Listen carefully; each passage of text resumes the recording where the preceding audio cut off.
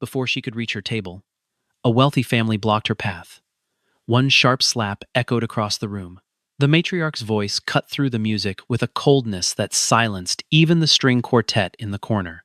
"People like you don't belong here," she said, and the words landed like a verdict. The room froze. No one defended the woman who stood at the center of it. No one stepped forward. No one said a word. No one in that grand hall knew that the woman they had just humiliated was the CEO whose signature would determine whether a billion-dollar acquisition moved forward or dissolved entirely. 30 seconds later, one phone call changed everything, and the family who raised their hand against her watched their fortune begin to disappear. At the most exclusive charity gala in Atlanta, billionaire guests arrived in columns of polished black cars, their heels clicking against imported marble, their laughter rising above the orchestra like something practiced and deliberate. The chandeliers threw gold light across silk gowns and tailored tuxedos. The air smelled of champagne and money, of deals spoken quietly in corners and favors exchanged between men who had never in their lives stood in a line. It was the kind of room where power wore a pleasant face, where old names were currency and new names were provisional, where what you owned mattered, but what your family had owned for 3 generations mattered more. The waitstaff moved through it in quiet orbits, trained to be invisible, trained to read the invisible gradations of who required more attention and who required less. The guests moved through it in louder ones, conscious of being watched and content to be, because being seen in this room was itself a kind of confirmation. Somewhere beneath the chandeliers and the silk and the orchestrated warmth of an evening organized for appearance, where fortunes were built not over years but over one carefully arranged evening, a contract worth $1 billion waited for a single signature. Maya Brooks did not live the way people assumed she did. She was 42 years old, and if you passed her on the street, you might notice the quiet confidence in her posture, the way she moved without hurry and without apology, but you would not immediately guess what she had built. She was not the kind of woman who filled a room with noise before she entered it. She was the kind of woman who sat down and listened until she understood something completely, and then she spoke, and when she did, the words had the quality of things that had been tested thoroughly before being released. People who had worked with her for years described the experience in similar terms. You never felt managed by her, you felt considered, and the distinction mattered more than they could always articulate. She did not wear her wealth like armor. She did not require the room to know her name before she entered it. Her mornings began before sunrise in a modest office on the 14th floor of a building she owned outright, where she drank black coffee and reviewed reports with the same steady focus she had applied to every decision since the age of 24, when she had taken a $20,000 loan from a community bank in Memphis and built the first iteration of what would eventually become Apex Meridian Technologies, a firm now valued at just under $40 billion. She had not inherited a single dollar of it. She had not married into it. She had not been handed access or connections or the comfortable runway of generational wealth. She had worked and thought and failed in ways that would have ended lesser ambitions, and rebuilt and worked again, staying later than anyone else in the building and arriving earlier, not because she needed to perform effort, but because the work itself demanded it, because she had built something from nothing, and she understood better than anyone that the distance between nothing and something is not talent, it is accumulated decision, thousands of small correct choices made in rooms where no one is watching, laid down like stones across a gap that most people never attempt to cross. She had worked until the company was something that even her most skeptical competitors could not dismiss. She kept no publicist on retainer. She declined most interview requests. She appeared on magazine covers only when the publication agreed in advance to focus on the company's work rather than her personal story, because she believed that the story of one woman's success, while meaningful, was less important than the systems that could allow thousands of women like her to build something of their own. Her board admired this quality. Her legal team sometimes found it maddening, particularly in the moments when a carefully placed profile piece might have smoothed a regulatory review or softened a difficult quarter's coverage. But Maya had looked, over 2 decades in business, at the founders and executives who had optimized for reputation and watched several of them discover that reputation, managed as a primary concern, becomes fragile in ways that the underlying work does not. She preferred the underlying work. She trusted it more. It was not an affectation. It was a principle she had held since the beginning, when she had watched other founders lose themselves in the spectacle of being successful rather than the discipline of staying that way. She had no interest in spectacle. She had an interest in outcomes. And outcomes, she had found, had a way of producing their own recognition on a timeline that could not be rushed, but also could not be permanently stopped. The invitation to the gala had come through her chief of staff 3 weeks earlier. It was a charity event, technically, organized to raise funding for educational programs in underserved communities across Georgia, a cause Maya cared about personally and supported through a separate foundation she had funded quietly for the past decade, a foundation that had provided college scholarships to over 300 young women from low-income households in the years since its founding, none of whom had ever been told who the donor was, because Maya had insisted on anonymity as a condition of every gift. The giving was not for recognition. The giving was because she remembered being 22 and calculating whether she could afford both textbooks and groceries, and choosing the textbooks and eating less. And she did not want the next generation of women who thought the way she thought and worked the way she worked to have to make that calculation. But the evening also served a second purpose, one that only a small circle of people knew about. It was to be the final social setting before the formal signing of a landmark acquisition agreement between Apex Meridian and a legacy manufacturing firm, a deal that had been in negotiation for 11 months, and that, if completed, would restructure an entire sector of the regional economy. The event's host had offered the occasion as a neutral and elegant venue for both parties to confirm their commitment before the papers were drawn. Maya had agreed because she respected the gesture, and because she believed that the human dimension of a business relationship mattered, that the way people conducted themselves outside the conference room said something true about who they were inside it. She had learned this lesson early and at some cost, from a partnership in her late 20s that had looked impeccable on paper and had failed spectacularly in practice because the people involved had treated their employees as a resource rather than a constituency, and Maya had decided then that she would never again separate a person's business character from their human one, because in the end, they were the same character operating in different rooms. She had arrived without an entourage. She wore a deep navy gown, understated in cut but exceptional in fabric, the kind of dress that cost more than most people's monthly rent, but gave no outward indication of this. A single piece of jewelry at her collarbone, no dramatic entrance. She stepped through the main doors of the Grand Harrington Hotel at 7:43 in the evening and was immediately aware of the assessment happening around her. Eyes moved to her face and then away. A woman near the coat check smiled politely, but did not hold the expression long enough to mean anything. A pair of men in the far corner tracked her movement toward the VIP section without moving their heads. A server offered her a glass of champagne, and she accepted it and held it without drinking.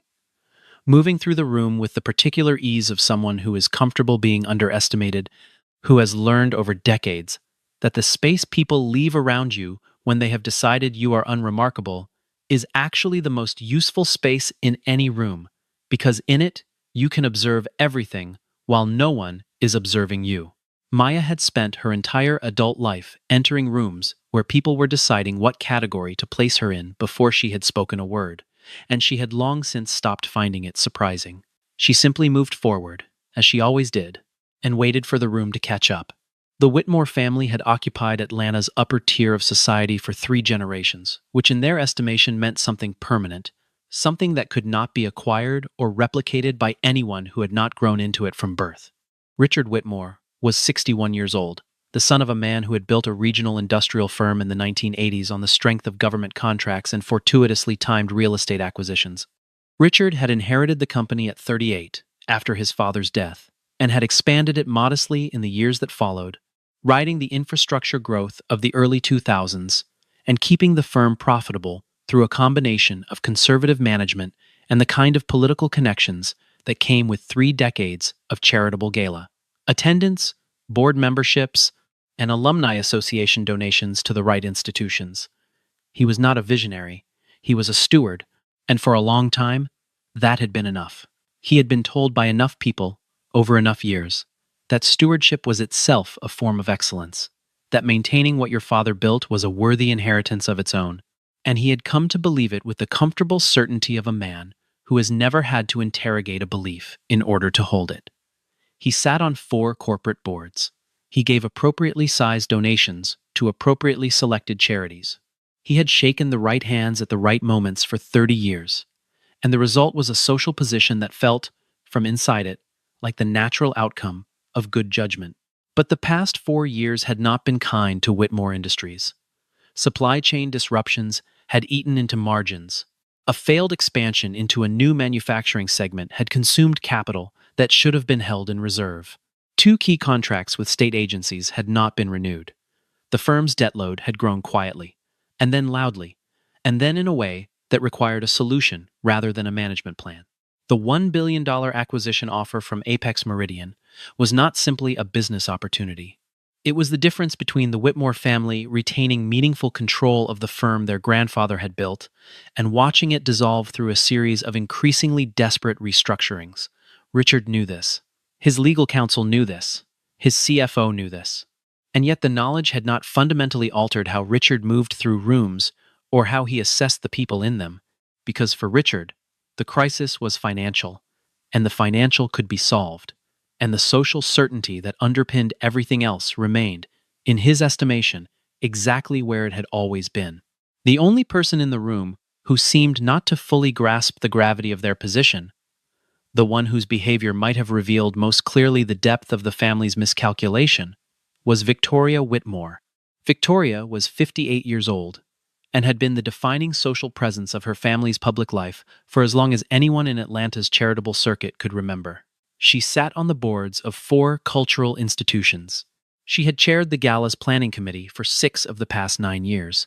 She knew which families had old money, and which had new money, and which had money that came from places best left unspoken, and she calibrated her warmth accordingly, distributing attention and acknowledgement the way a sovereign distributes favor, as a signal rather than a gift.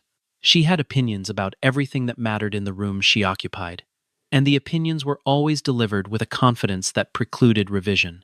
She knew the right caterers and the wrong ones.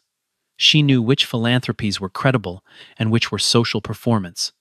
She knew the precise gradations of dress that communicated genuine wealth versus its imitation, and she prided herself on reading a room correctly within minutes of entering it. She had done this for 30 years, and had been wrong rarely enough that the errors had not accumulated into a pattern she needed to address. She believed, with the sincere and unexamined conviction of someone who had never been forced to question it, that society had a natural order, and that her role within that order was both deserved and self-evident. She did not think of herself as prejudiced. She thought of herself as discerning. The distinction, to her, was real. To the woman in the navy dress approaching the VIP section, it was not. When she noticed the woman in the navy dress moving toward the VIP section, her first instinct was administrative. The VIP section was not open to general attendees. It had a separate list. She had helped design the seating arrangement herself. The woman moving toward it did not appear on any face she recognized, which meant either an error had been made somewhere in the registration process, or someone had arrived without proper credentials. Victoria set down her champagne flute with the quiet deliberateness of someone accustomed to being correct and moved to intercept. Maya had nearly reached the 3rd table from the front when the woman stepped into her path. The gesture was not aggressive in form, simply a planted presence, a body inserted between one point and another. Maya stopped. She looked at the woman without alarm. She waited. Victoria tilted her head with the practiced patience of someone who had spent decades making social corrections without raising her voice. "May I see your invitation, please?" she asked. The words were polite in structure, but not in tone. They carried within them a prior conclusion, the assumption that the answer would confirm what Victoria had already decided. Maya reached into the small clutch she carried and produced a cream-colored card. Victoria took it, examined it briefly, and returned it without acknowledgement. "These events are ticketed," she said. "It's not about the card. It's about whether you're on the list." Maya explained, quietly and without irritation, that her name was on the primary guest list, that she had confirmed her attendance 2 weeks prior, and that if there was any question, The event coordinator would be able to confirm it immediately. Victoria's expression did not change. She asked Maya to step aside while she verified. Maya said she was happy to wait, but saw no reason to step away from the table she had been assigned. And something in that response, the calm refusal to accommodate a request that was not reasonable, the steady eye contact that did not flinch or apologize, shifted something in Victoria's composure. The conversation escalated in the way these things do when one person has decided on an outcome and another person declines to cooperate with it. Victoria's voice did not rise dramatically, but it gained an edge. She gestured toward the entrance and said that guests who had concerns about their seating should direct them to staff. Maya said, again without emotion, that she was not a guest with a concern. She was a guest with a seat. Victoria reached out and took hold of Maya's forearm, not violently but firmly, the grip of a woman who expected the physical gesture to complete what the words had not. Maya looked down at the hand on her arm and then back up. "Please let go of me," she said. Her voice was steady. It did not tremble. It was not a question. What happened in the next 3 seconds was witnessed by approximately 40 people in the immediate vicinity and caught on the phones of at least 7. Victoria released Maya's arm, and then, in a motion that seemed to arrive from somewhere deeper than the moment, from some reservoir of affronted certainty, she raised her hand and brought it across Maya's cheek. The sound was sharp and small and enormous, all at once. It struck the air out of every nearby conversation. The quartet had moved between pieces, and the silence they left behind made the impact ring like something official. Every head within 30 feet turned. No one moved, no one spoke.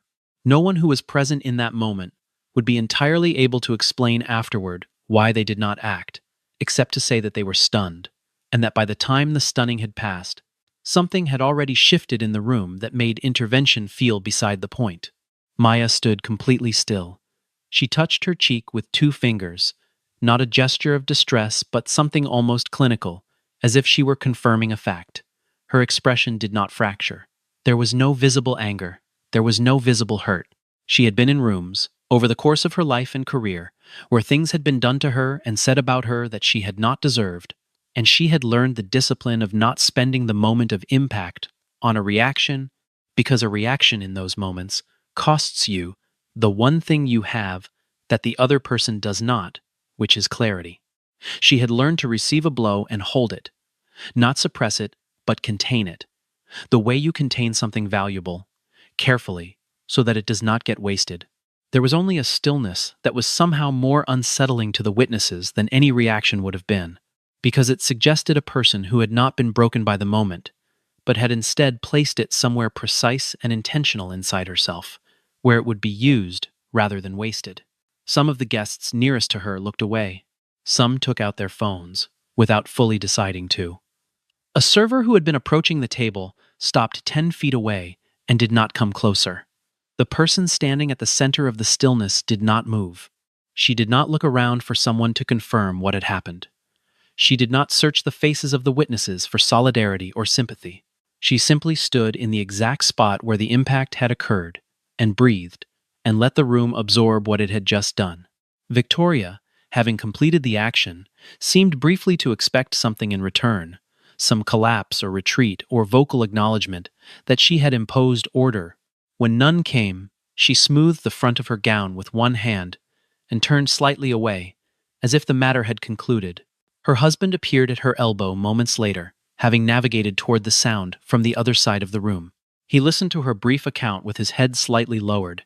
He said, quietly but audibly enough for 2 or 3 people to hear, that she had probably handled it correctly, that events like this required someone willing to maintain standards.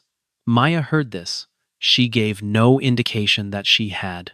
She remained where she was for another moment, in the precise spot where the impact had occurred, as if moving from it would suggest she had been displaced. Then she reached into her clutch and retrieved her phone. She did not raise her voice. She did not look for witnesses or seek validation from the people around her who were now watching her with a mixture of discomfort and something they could not quite name. She made a call, and the call lasted less than 20 seconds, and the only words anyone nearby could make out were brief and final. "Cancel the meeting." That was all. She ended the call and placed the phone back into her clutch. She walked to her assigned seat and sat down. She picked up the menu card and read it as though she were considering her options for the evening ahead. 3 floors above the ballroom, in a suite that Apex Meridian's legal team had reserved for the duration of the evening, the call was received by Maya's general counsel, a man named David Hargrove, who had worked with her for 9 years and who understood, from the tone and the brevity of the instruction, that the decision was final and not a prelude to negotiation.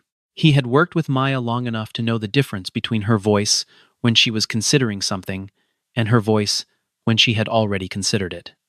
He did not ask for an explanation. He did not suggest a pause to reconsider. He recognized the instruction for what it was, a decision made by someone who had weighed the matter fully and was not interested in having the weight redistributed. He made 2 calls within the next 4 minutes. The first was to the lead attorney coordinating the acquisition documentation. The second was to a senior executive at Meridian Capital, the financial partner backing the deal from the buyer's side. Both conversations were short. Both ended with the same result. The term sheet was formally paused. The signing session scheduled for the following morning at 9 o'clock was canceled. All parties were to be notified by end of evening.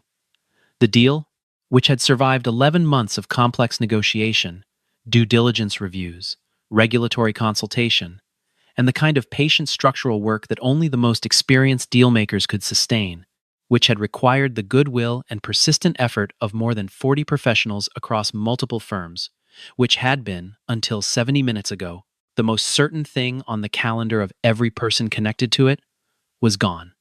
Not delayed. Not reconsidered. Gone. The Whitmore family was not immediately aware of this.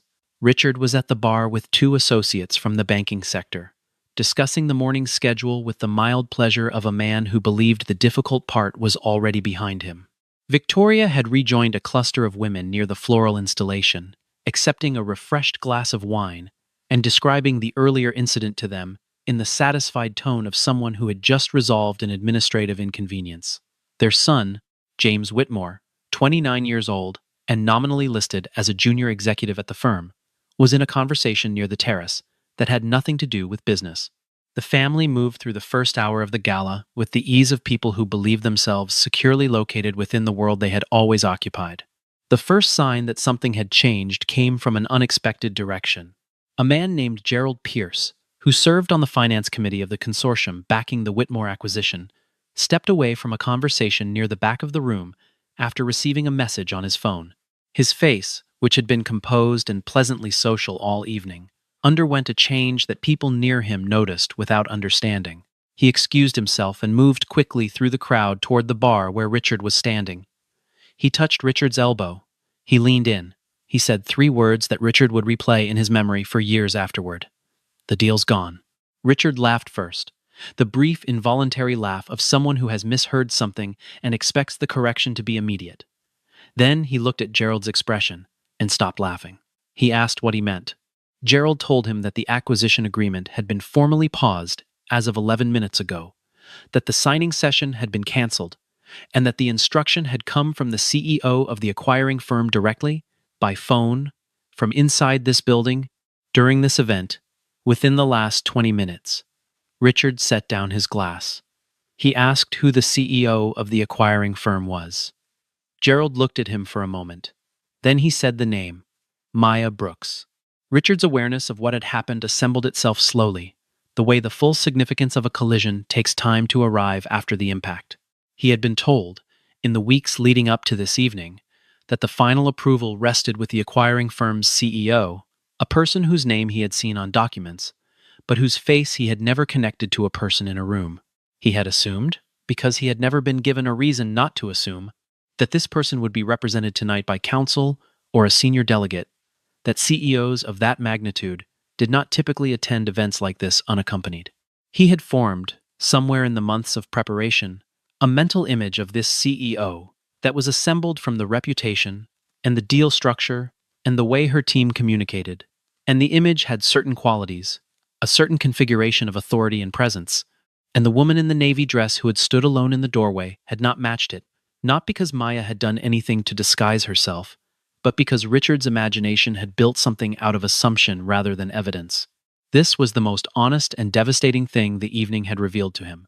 Not that his wife had made an error, but that he had made it first, silently and completely, before his wife had ever crossed the room. The idea that the woman in the navy dress, the woman his wife had stopped and questioned and ultimately struck, was the person on whom the entire future of Whitmore Industries now depended, arrived in Richard's mind not as a dramatic revelation, but as something slower and colder and more precise. He turned and looked across the ballroom toward the main tables at the front. He could see her from where he stood, seated, upright, entirely composed, reading something on her phone with the unhurried manner of a person who had nowhere better to be and nothing left to prove. A board member from the acquiring company's consortium recognized her first among the wider group. He was speaking to a colleague near the dessert station when he noticed Maya seated at the primary guest table and went very still. He turned to the colleague, who was also connected to the deal. He said, in a voice from which all pretense of ease had been drained, "Do you know who that is?" The colleague looked. They both looked. Then the colleague walked directly to where Gerald Pierce was standing with Richard Whitmore, and the circle of understanding widened. Victoria was summoned from her conversation across the room. She arrived at her husband's side with the air of a woman who expected to be told something manageable. What she was told instead was something her mind required several full seconds to process, not because the information was complicated, but because accepting it required a revision of a certainty she had held since the moment she had crossed the ballroom to intercept the woman in the navy dress. She had assumed the woman did not belong. She had assumed the woman was in the wrong place. She had assumed, from something she would not have named directly, that the woman in the navy gown was less than the room she had entered, that her presence required explanation, and her comfort did not require consideration. She had been wrong in a way that was not simply factual but structural, wrong. Not about this one specific person's identity, but about the entire framework she had used to assess the situation. Wrong in a way that, had she been capable of fully meeting it in that moment, might have opened into something genuinely instructive. But the first emotion that reached her face was not remorse. It was a whitening, a loss of color that suggested not understanding, but fear. Richard moved across the ballroom with the desperate purposefulness of a man running toward a consequence he cannot outpace. He had rehearsed something in his head during the 30 seconds it took him to cross the room, a sequence of phrases designed to convey humility while preserving the possibility that the situation might still be retrievable, that some adequate acknowledgement of the error might open a door that had not yet fully closed. He reached Maya's table and stood at its edge. He cleared his throat. He said her name, formally, with the full weight of its professional significance, as though using it correctly now might compensate for having not known it an hour ago. He said that he needed to apologize, that there had been a terrible misunderstanding, that his wife had been in the wrong place and had acted without the benefit of proper information. The words came out in a shape that resembled an apology, but carried within them a frame that was not quite right, the suggestion that the problem had been one of misidentification rather than behavior. That if only the correct information had been available, the interaction would have gone differently. It was the apology of a man apologizing for the outcome rather than for the action, for the fact that the woman turned out to matter, rather than for the fact that she had been treated as though she did not. Maya looked at him without expression. She did not stand. She did not invite him to sit. She simply let the words arrive and settle, and then she spoke. She said that she understood what he was trying to communicate. She said that she did not doubt that he believed the apology to be genuine. She said that the physical act itself, though it was serious and would be addressed through appropriate channels, was not actually the central issue. She said it quietly and clearly, in a tone that was not unkind but left no room for negotiation. The central issue, she explained, was not that his wife had made a mistake about who Maya was. The central issue was that his wife had treated a stranger, a person whose identity and status were completely unknown to her, with contempt and then with violence. She said that the behavior had not been the result of mistaken identity. It had been the result of a judgment about what kind of person was worth decent treatment.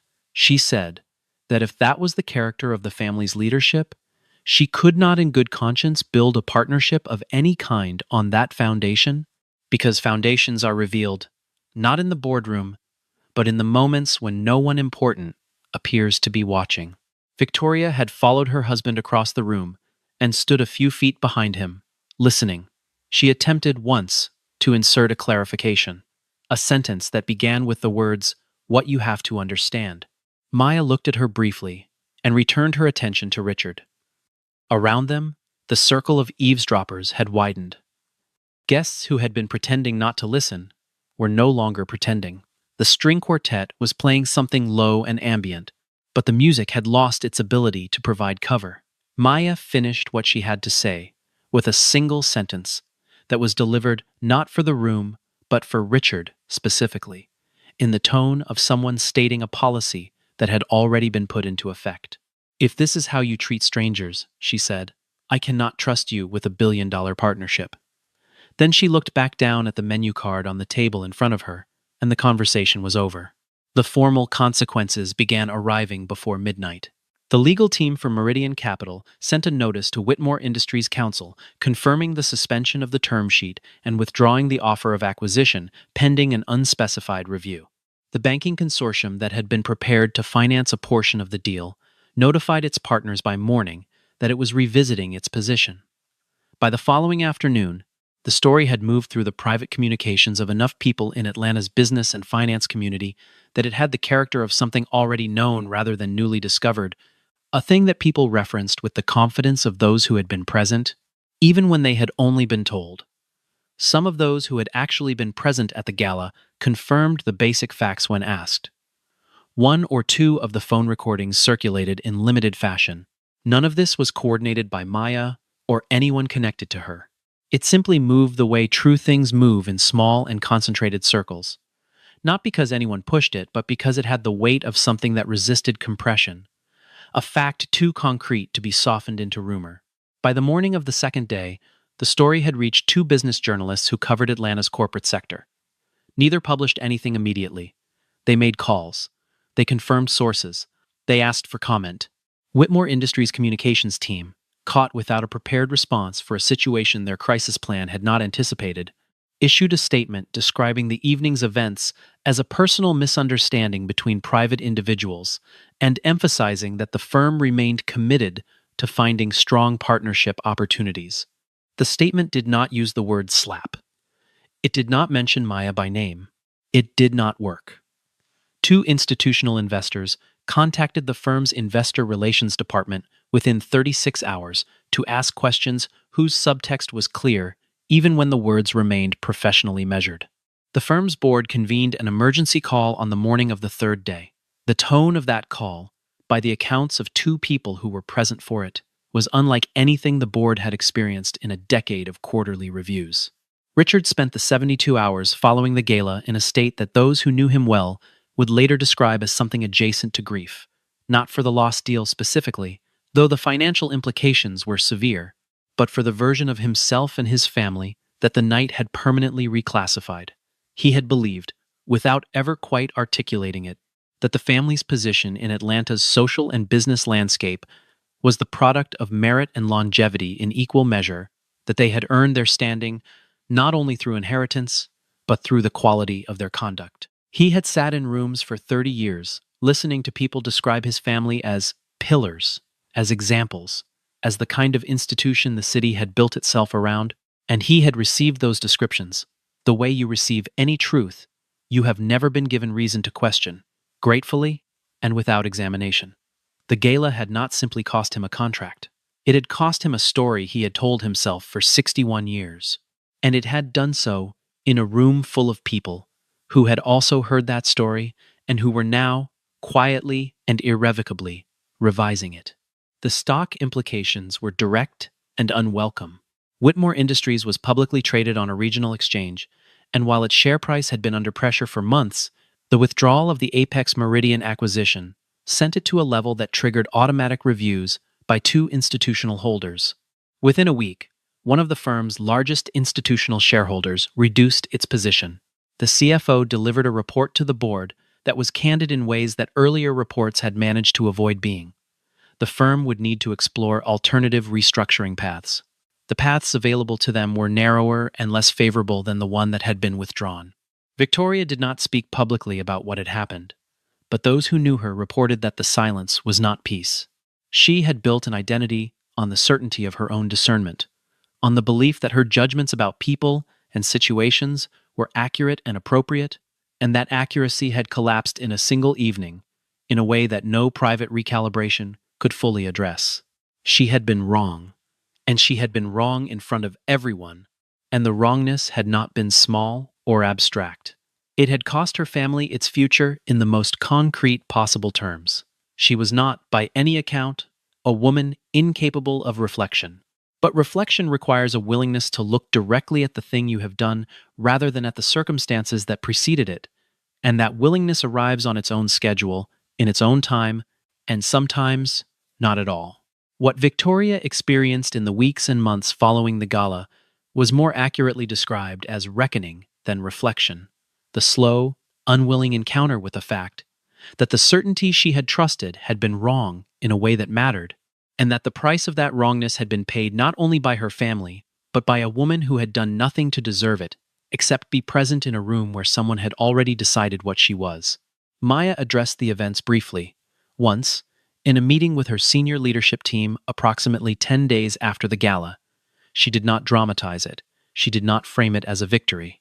She did not use the occasion to make a statement about broader inequities, though the inequities were real and she was aware of them, because she believed that the primary audience for that conversation was not her leadership team but herself, and she had already had it privately, in the hour after the gala, when she had driven home in the dark, with her phone face down on the passenger seat, and allowed herself to feel everything she had not permitted herself to feel in the ballroom.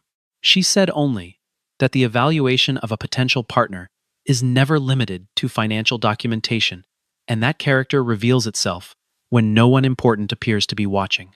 She said that the decision to withdraw from the agreement had not been impulsive, but had been consistent with the standards she expected of every partnership the company entered. Standards she had articulated in the company's operating principles from the beginning, and had never had reason to invoke quite so directly. She thanked the team for their work on the 11 months of preparation, acknowledged that the effort had been substantial and the result disappointing, and asked them to identify the next candidate. Then she moved on to the following agenda item, and the meeting continued. Several months later, Apex Meridian completed a different acquisition in the same sector, a smaller firm with less historical prestige but more internal coherence, whose leadership team, Maya, had evaluated over 3 in-person meetings and found to be people she could work with over time, people who treated their subordinates with the same respect they brought to a boardroom, people who told you a hard truth directly, rather than dressing it in civility. The deal closed without ceremony. There was no gala. There was no grand ballroom.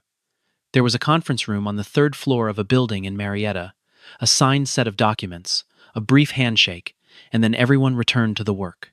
The integration went well.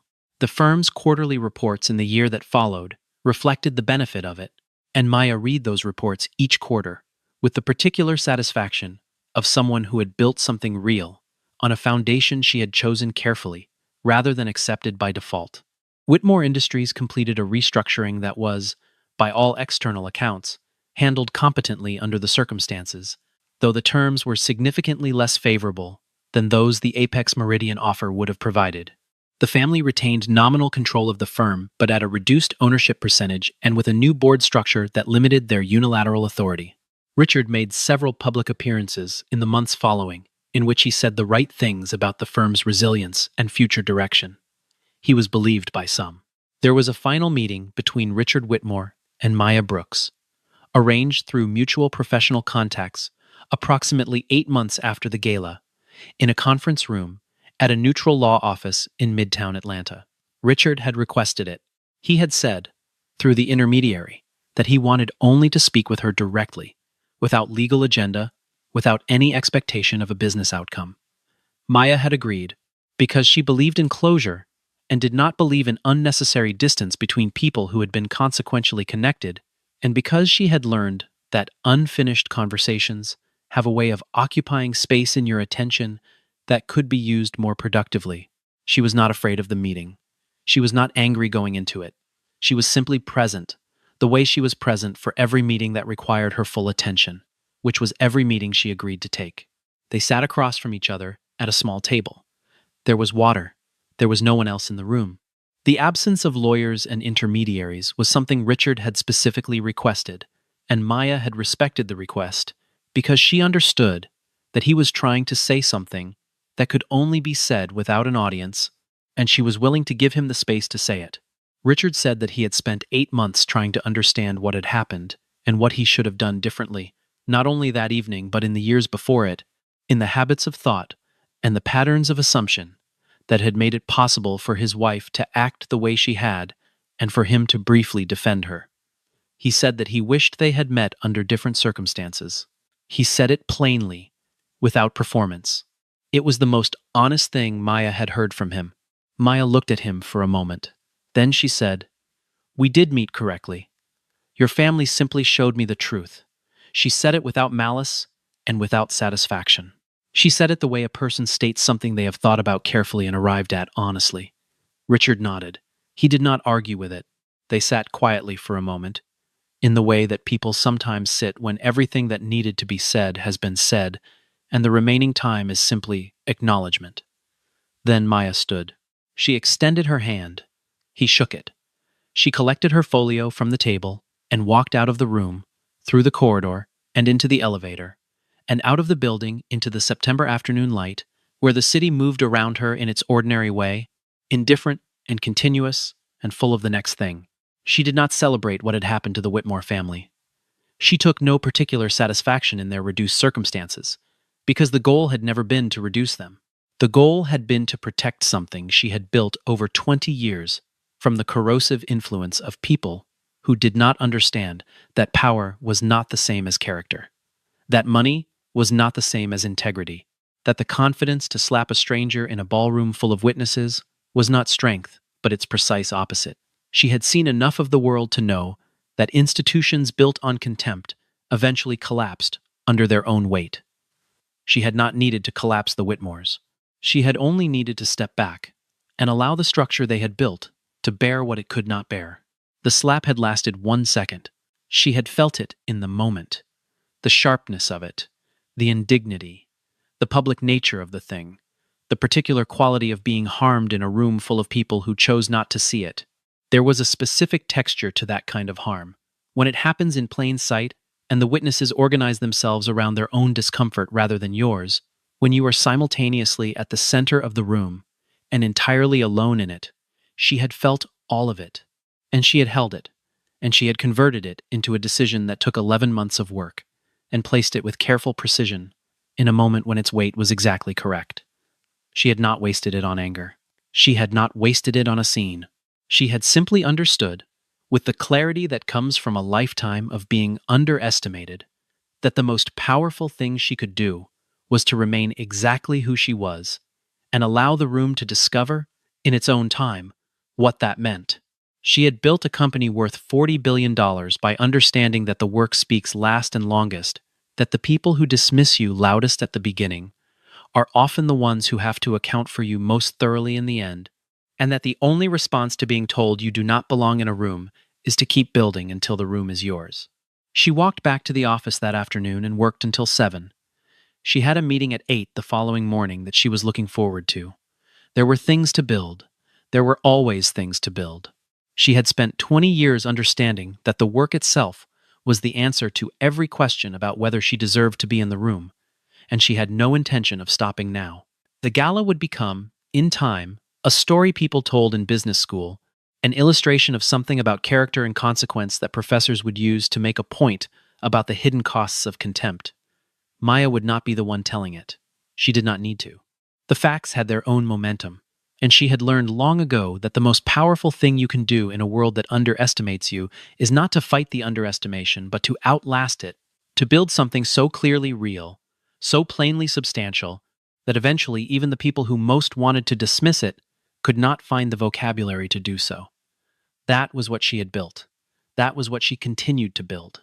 And the woman who had been slapped in a ballroom in front of 40 witnesses was the same woman who had built a $40 billion company from a $20,000 loan, which meant she already knew what she needed to know about how things begin, and what they can become, and who decides.